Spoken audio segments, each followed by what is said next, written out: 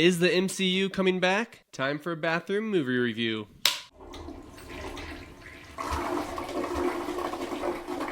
Fantastic Four First Steps. Alright, to start off, I got a question for you guys. Why is it called First Steps? I mean, I never saw the baby take any steps, and the Fantastic Four have been around for 4 years, so it's not like they're beginning. Maybe it's Galactus. Maybe he never got his fat butt off his giant planet chair to walk around. Look at that. Fantastic Four helping everybody. So by now, if you're watching this, I'm sure you've already seen the movie. Unless you're crazy and like spoilers, which I want to judge you, but you're supporting me, so hey. But simply, the plot is as follows. It's 1964 in a different universe from the regular MCU. The Fantastic Four have been around for 4 years, and things are looking pretty good. Sue Storm finds out she's pregnant. They're celebrities to the people. And you know what we do when things are going good? Bring in a giant villain that wants to eat your baby. Well, that's not accurate. But take your baby. Yes, that is the big bad in this movie, Galactus. It's either Planet Earth or the soon-to-be-born child to Sue Storm and Reed Richards. When they introduce this dilemma halfway through the movie, when Galactus gives them the choice, your baby or the Earth, your choice. I love when movies do this because honestly, it makes you think about both sides. I love babies. I don't believe in giving away your only child. But when you're talking about 7 billion people on the Earth, I get how this could be quite the debate, and it was in this film. You can imagine a lot of humans weren't too happy when they didn't give up their child. So let's talk about some cool things. I was hoping we'd see Doctor Doom in this film. I mean, I know he wasn't a main character, but I thought maybe we'll get a flashback or he'll show up at the end. But we don't see him till the after credits, which is still huge because that's setting up Avengers Doomsday, though he didn't really do anything besides say, "Hello, little baby Franklin. Yes, this is my face. I know I used to be Iron Man, but now I'm Doom." Or at least that's what I assume he was saying to the baby. But at one of the big United Nations, or whatever you want to call it, meetings, you see one seat open and it says Latveria.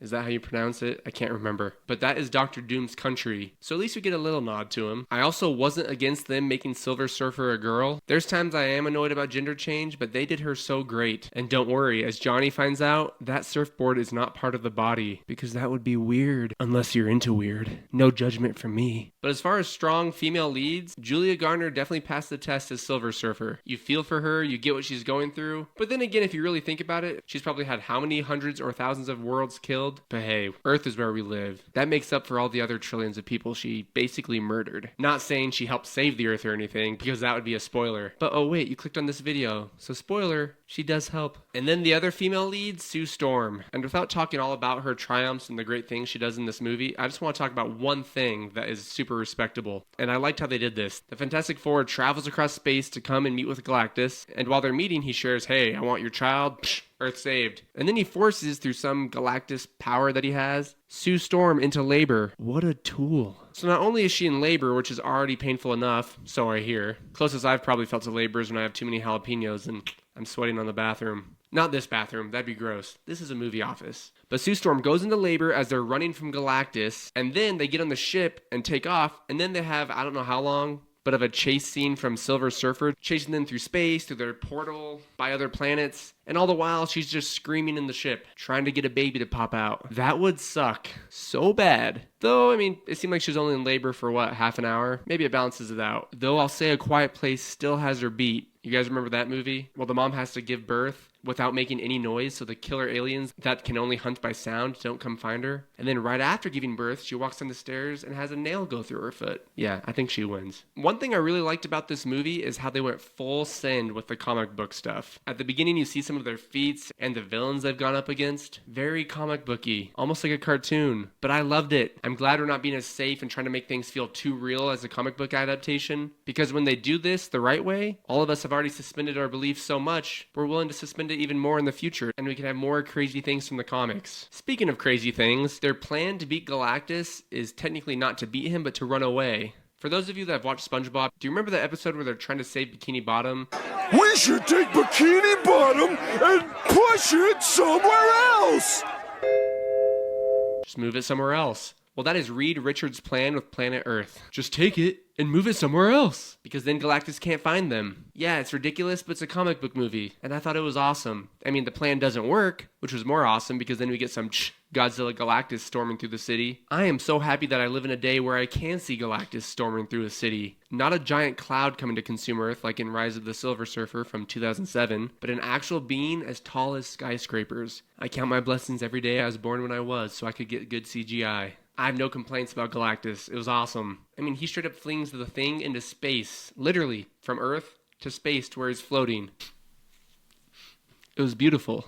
I'm sure you guys caught on from the trailer, but I love the family dynamic in this movie. They just focused on the family. And as someone who's part of a family, and let's be real, we're all part of families. Even if your family's broken, we all have friends, we have communities, we have people out there for us. I love that they just dived into this. Very heartwarming, beautiful even. Just like my beautiful throne here. Little guy won't let anybody sit on him. Some other things they definitely did right were delving deeper into the characters. Johnny, for example, aka the Human Torch. Yeah, he's still cocky, but he's also super smart. I give him credit for saving the Earth because he learns the language of the Silver Surfer through plot logic and brains, and then communicates with her and impresses her, which makes her have a change of heart later. And I like this change because not only does his superpowers add to the team, but also his ways with the naked space ladies. Then we got Ben, aka the Thing. Now, the Thing in the comics was always the heart and soul of the Fantastic Four, and maybe the movies in the past tried to do this a little bit, but it wasn't executed great. In this one, he has so much heart. He's a pure dude, which I love because it balances out the "it's clobbering time" side of him. And the dynamic between Ben and Johnny in this movie was great. Yes, they still sass each other, they argue like brothers, but then they're also tight like brothers, they're homies. We see them making jokes and giving each other knuckles over it, stuff like that. So there's one thing that was bothering me in this movie, and Marvel tends to do this a lot compared to DC. I'll say DC does this a little better. So there's a catchphrase for the movie that they say a few times where they say, "as a family." You know, like, "we're gonna stop Galactus as a family. We're gonna cook breakfast as a family. We're gonna bring our baby into existence as a family." Well, maybe not as a family. I mean, it takes two to make a baby. I guess the Thing and Human Torch could help deliver. And then Sue Storm gives a speech to a bunch of people that are mad at them for not giving up their baby to Galactus. And she says, "we can all do this as a family because we're all a family." And they all cheer, and it's like, yes, you're all a family. But when Galactus comes, where's the family? It's just the four Fantastic Four. I mean, where's the military? You're telling me you have no weapons or anything to fight back? But then I went to our friend Google, and apparently Sue Storm helped to demilitarize the world through the Future Foundation. So I guess that's the reason. So at least in this one it made sense. I mean, in multiple Avengers movies and other Marvel movies, it's just like, oh, we trust this guy with a shield and this guy with a bow and arrow more than we'd ever trust anyone in our military. Whereas in Man of Steel or old DC movies, the military just comes pouring in. But at least they made it make sense. So I guess I can't really complain about that anymore. I'm curious though, did you guys have complaints? If so, tell me in the comments. What would you have liked changed? What did you want to see more of? What did you not like? Oh, call out too. The Thing has a beard in this movie, and I loved it. Early on, they made it seem like the CGI was just really bad and his face was stretched out. But no, it's actually a beard, and it looks awesome. You know, the Thing has that thing going on. No! Stupid, stupid, stupid! Overall, excellent movie. I hope Marvel keeps doing this because this movie was unique. It didn't feel like the other Marvel movies. It still had humor, but it was its own type of humor. The characters didn't feel like copy and paste from other movies. Right now, things are looking up for Marvel, but between now and Avengers Doomsday, we got Spider-Man Brand New Day. I hope they can keep this up. In the end, everybody, let's support these movies as a family. The MCU family, the Earth family, the human race family, and in the end, the most important family of all, the Bathroom Movie Review family.